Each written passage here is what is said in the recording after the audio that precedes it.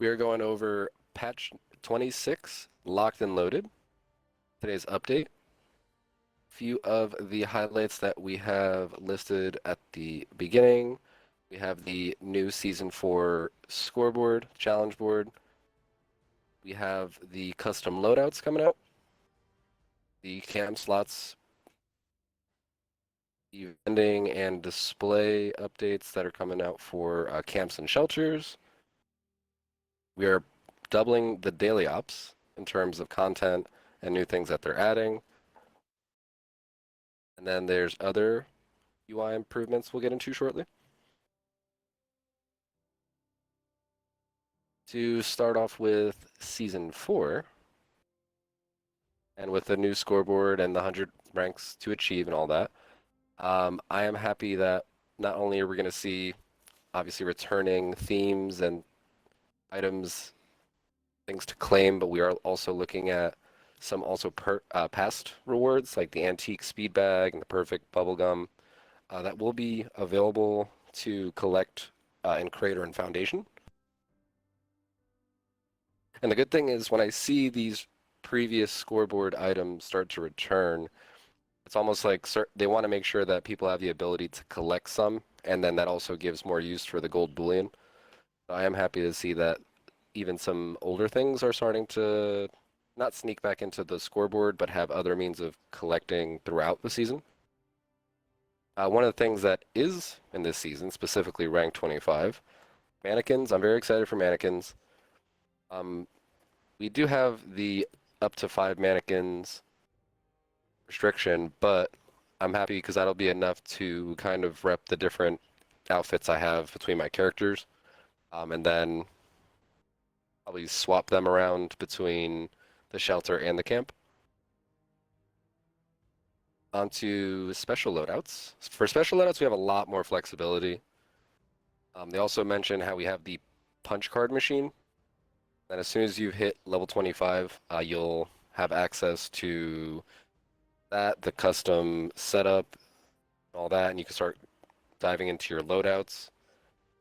One of the key things that I want to look at is they mention currently, and that's the key word, each character can have up to 2 special loadout slots. I'm curious to know what we're going to have to do to unlock more loadout slots. Item Shop might seem like the first go-to, but I'm curious to know if maybe a future Fallout first reward, maybe if they're testing out stability, maybe we can get more of them through other means. Who knows? And again, going back to the punch card machine, you can have that in your camp. You'll also be able to find these throughout Appalachia. They'll be at train stations, they'll be at Crater and Foundation, and then you can also use them at other players' camps.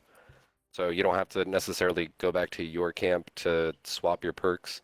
If you're already at somebody's camp, if you're already at a train station or near the locations that have it, you can just kind of hop over there, swap out, and then jump back into your adventures.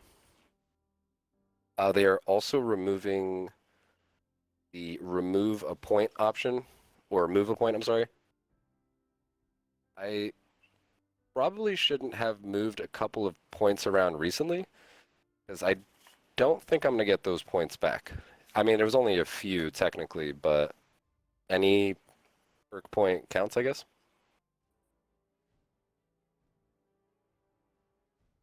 Onto camp slots. Now we can finally maintain 2 camps at once between our characters. So now, if I'm building on 4 different characters, I technically can have 8 different camps. And another thing they mention is currently, each of your characters will have access to 2 camps. So again, what does that mean? Atom Shop, is that potential rewards in other ways? You can use the camp slots menu to see all your current camp slots, rename them, choose their map icons, and decide whether your camp is visible to other players on the map. Camp names are only visible to the players who built them, so keep that in mind. You can name it whatever you want, even if it's related to the theme of your camp. The people going there don't see it.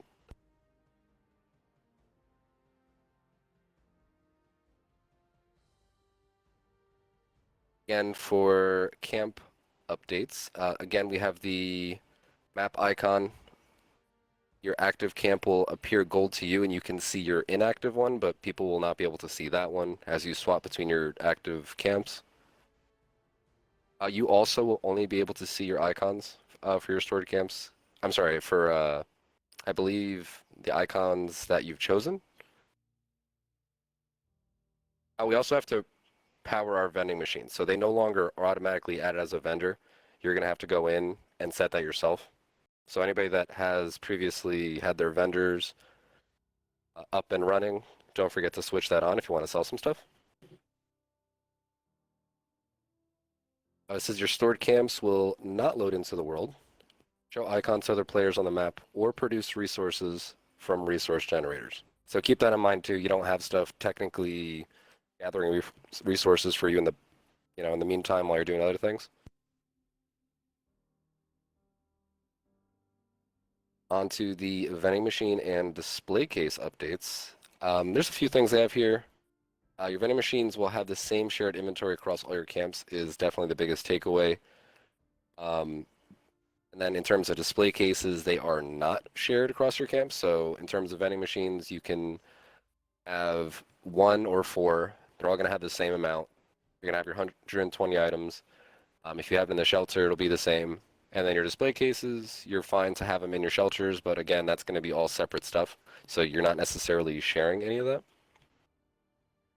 Then other things like refrigerators, fermenters now also share their inventories as well. So if you have stuff like that across your camps, you can access it on one camp and then go back and forth.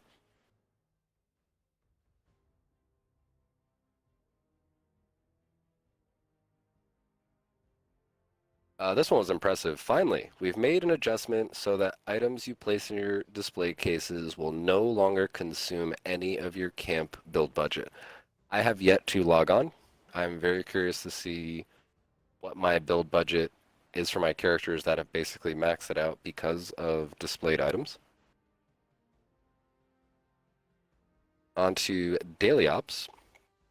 And this is very exciting. Today's update nearly doubles the amount of available daily ops content. We have the new decryption mode, new locations, enemies, mutations, and rewards, which is going to be very refreshing for people that have constantly random, and even for people that are even newer to the game, you have basically twice as much content, and the mixture is going to keep that much fresher, let's call it, for longer, as opposed to feeling like you're running the same stuff. And let's also not forget that we definitely had resilient robots like 3 times in a row on 2 different occasions. So that kind of mixture of I hope I don't get this combo again shouldn't happen. We'll see. Now onto the new mode for daily ops. You have decryption mode. You're going to have to disable 3 radio interceptors, and you're going to have to hunt for code carriers. These code carriers do have the special code, and that's what you're going to use to disable the radio interceptors. The interesting thing is the enemy waves you face will become more difficult after each interceptor you disable until it's done. I kind of like that it's going to get harder over time as opposed to daily ops. Kind of just feels like it's always the same threat level as you're being rushed, no matter what location you're in or what combination you've fought. So to say, all right, it's going to get harder if you have a hard time in the beginning or in the middle, well, expect that much more difficulty towards the end. Now for new mutations, by default, we're also going to have enemies in decryption having Savage Strike, which makes their attacks more deadly and kind of act as anti-armor. The other new mutations are group regeneration, where enemies are going to heal when grouped together. Swift-footed, that's going to impact not just how fast movement speed is for enemies, but their melee attack speeds as well. And then toxic blood. On death, enemies leave behind poisonous hazard pool. Yeah, so I'm pretty interested in where they're going with this because I've been mentioning for a while I would love to see daily ops inspire more Diablo-esque affixes for enemies if possible. And then it could start feeling like you're running your rifts, so to speak, when you're doing daily ops and kind of keeps that a little bit more fresh and never the same. And even if it's a very similar map, it doesn't feel the same because the enemies are different. And talking about the enemies being different, we have Scorched, Mothman, Cultist, and Mole Miners. So not only are the enemies going to have different mutations, we're also looking at new enemy types as well. So that's definitely going to keep that fresh. And on top of that, we have Vault 96, the Watoga Raider Arena, and West Tech Research Center that have been added into the randomized pool. So again, they're saying they've nearly doubled the content. I think nearly doubling the content should really ensure that whatever mode you're into for the daily op, you're gonna not necessarily feel like you're just running the same stuff over and over again. The rewards have also been added too, so just if you're already grinding for certain things as it is, you're gonna have much more to look forward to. In terms of new stuff that they've added, they have the Covert Scout Armor, which has a stealth aspect to it.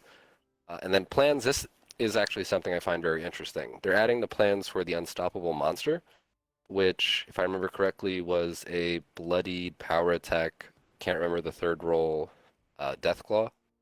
And then the Medical Malpractice. That one, I feel like it was a pistol, but I really can't remember. Both of these, at least the Unstoppable Monster, were rewards for survival and completing challenges while in survival mode. I find it interesting that we haven't really seen too much from survival since it's been not a conversation piece, let's call it, but bringing back these older roles, it's kind of interesting because there was a lot of things that they started to roll that I thought were interesting, and I would want them to not just be challenges, but if they could be part of loot tables, I thought that would be kind of cool. And here we have the first, let's say, two. I think it's possible that any of those other items that we've found, even though we might call them legacy, I think this is how the game can also start to even out the economy. So a lot of those items that, again, you could have gotten from a survival mode by completing challenges, I guess now they're not going to be really worth what they are. So if people have them, consider maybe selling them now before it becomes something you could just make. Also going to the older rewards, they've rebalanced the reward list. So people should have a better chance at getting rare rewards. So again, you're not necessarily grinding over and over and over and over and feeling like you're not being rewarded. Not only is it going to be different, but you have a lot more things to collect, and it should be a little easier. Onto additional design updates. I really hope this one translates into hit registry as fixed. They're talking about the melee attack updates and that they've implemented a number of fixes, tweaks, and improvements to player melee attacks so that your strikes more consistently meet their targets. Just yesterday, I mentioned I couldn't wait for that today. I was just outside of West Tech, jumped, said I was going to do a Superman punch kind of deal, and then as soon as I landed to hit, there was an animation, there was a noise, but there was no connect. And we've ran into this before, so again, I'm going to keep an eye out for this to just hopefully say that it's fixed and don't have that happen again. Onto events. So we're going to have to keep out for future treasure hunter weekends because now the mole miners have found some new loot that we can claim. So as soon as we get our treasure hunter on, hopefully that also makes hunting them feel a little bit more rewarding. Onto UI, and I really didn't see anything about this for PvP, but aim assist. So now in terms of players using controllers, you'll have that aim assist, and I could imagine definitely going to help people snap onto PvE things, but they did not mention anything in terms of PvP, so I'm not sure if you can actually jump into Nuclear Winter and start to snap onto people from farther away. I wouldn't think so, but I have yet to see anything about that. A nice little quality of life thing that they've added, batch crafting. You can now assemble, forge, cook, or manufacture an entire stack of an item all at once using a new slider that we've added when you're crafting at a workbench. Very excited to read that. Maybe one day Animal Crossing will have the same thing. We'll see. Another quality of life thing that they have, the world activity update, and now this is how you're going to look at active nuke zones, events, nearby player vending machines, things like that, and then you can fast travel directly there. So that should help players figure out what's going on, uh, going on that world that they're in. And then if they obviously are looking for a specific event, there's not enough camps listed or whatever the case is, hop from there. And again, make sure that you do set your vendors up because they would have been turned off because of today's update. So I would imagine even going to a world that might seem as if the world is a little more deserted of camps, but you see a lot of player dots. Give it a few days before we start vendor hopping. For a few more improvements and bug fixes, there's multiple power armor fixes. Definitely reference the patch notes on the website that I have provided. Onto camps and workshops as well. There's multiple fixes, but a few that I did want to mention. Budget. They fixed a rare issue that could cause a player's stored budget to exceed 100% despite having no items in storage. So if you had any building problems like that or ran into risk of that, at least that was fixed. The counter for objects that has a build limit, like turrets and lights, now visually updates correctly as the player builds those objects. Another, I love that there's always an exploit or something related to camps, it feels like. Addressed an exploit that enabled players to stack the bonuses from furniture buffs. I feel like the past couple of patches may have had something along the lines of you can't get more of a buff from the weight bench or other things. So this is good because they're catching it now. So as they implement maybe other future items that are similar, we're not going to hopefully have to address this in the future. But people will find these bugs. There's a couple for stairs. Stairs I thought were definitely worth mentioning. Stairs with posts can now be stacked on top of themselves. This will allow players to construct multi-level 2x1 stairs without needing to use standalone posts.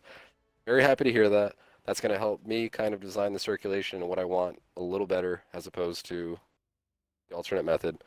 And also, it fixed an issue preventing some objects from being placed on the floor beneath stairs with posts. I had that issue placing like my stash box in the past. I'm not sure if you're just not supposed to place it all the way up to a certain point, or if this is specifically referencing that. I feel like I've placed plants too and maybe had issues. So we'll keep an eye out for that when we are camp building. Onto daily ops. This is going to be interesting because it says fixed an issue that had enemies actually having lower defense than they should have. So now if there were enemies that basically were easier than they should have been, what is that difficulty bar or slider going to now? How many enemies were, that much weaker than the others? As I read this, I can't remember too many points where I was like, oh wow, this enemy really seemed much harder than the one next to it. But we'll definitely keep an eye out for that. As you complete the daily op, enemies will now stop spawning, and any that are remaining will just automatically be destroyed. Which I'm a little upset about because it was always nice to clean up the last so many at the end and then get those extra rounds of ammo. Now, if they just automatically die, I'm not sure if that counts as a tag. Let alone, you're probably not going to know which ones are behind walls and then to go find them to get the ammo. For locations, it said made layout improvements to the burning mine and the burrows to aid player movement and reduce disorientation. Yes, those locations are kind of a maze, but after running them a few times, you definitely will learn them. This is definitely going to help newer people to these locations, and just overall, you just hopefully can dart from location to location as you need to. Also, anybody that at the operation report had nothing as a reward and it was showing up blank, they've fixed that, so you'll see that in the reward tiers. Resilient fixed an issue in which resilient enemies sometimes did not die after players hit them with valid melee attacks.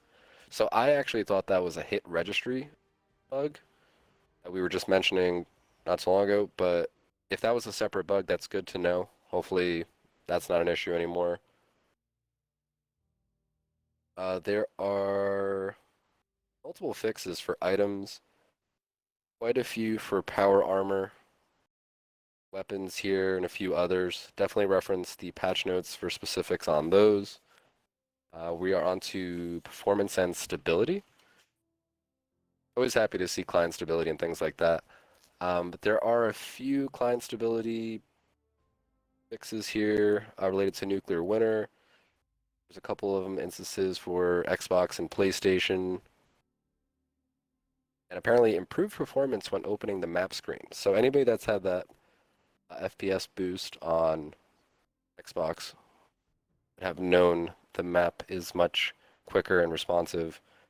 I'll have to see if that's kind of the equivalent.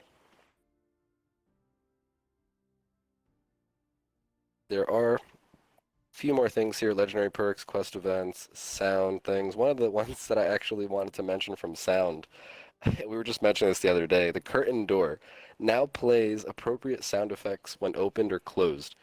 Um, every time I've seen a curtain door and I open and close it, it sounded like a metal sheet of whatever. And I've commented on that, and I'm guessing that they fixed that. I have yet to hear or see for myself.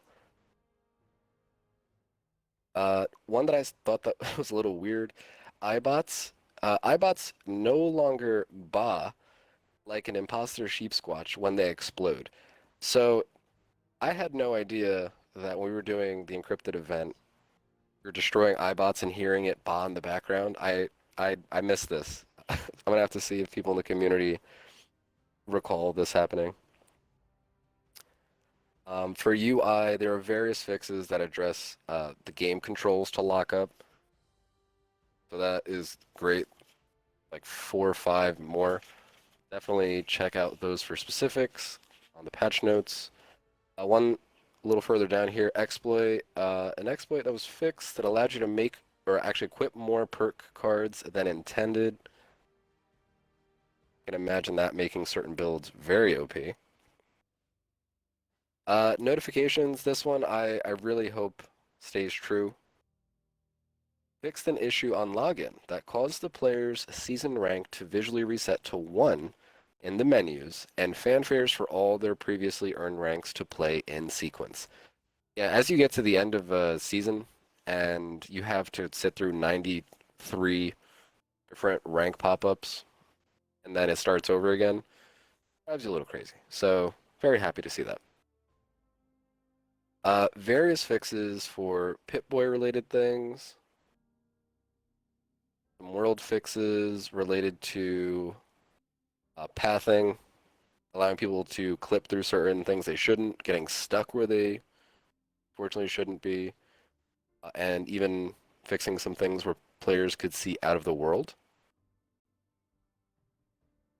And as we are wrapping up the perks here, I would say I'm very excited for today's patch.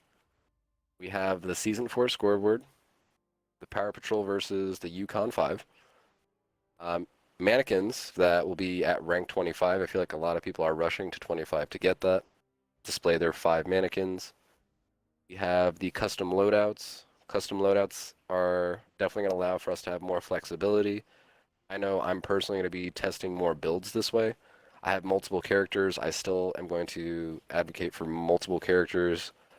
It's a lot easier, I think, to just have a few characters going between different builds and then tweaking them that way, as opposed to having one character that's going to try to do everything and then swap between only 2 loadout slots. Maybe in the future, as we have 3 and more, then it could be maybe more feasible. Keep an eye on that. Camp slots, again, we having more opportunities at our side. We could be flexible and not as locked into the camps that we have, so we could be a little more creative without saying, oh, I don't want to move this camp, or I don't want to overwrite everything I've done. Then the last one I want to mention really is the daily ops. We have basically double the content. We have the new mode, we have the new mutations, enemy types, and locations that I think are really going to help us get a lot out of daily ops, not just for veterans of the game, but new players as well. It's not going to feel as much of a routine or repetitive if you're not fighting the same enemies. You're not fighting them in the same place, or even the combos are different.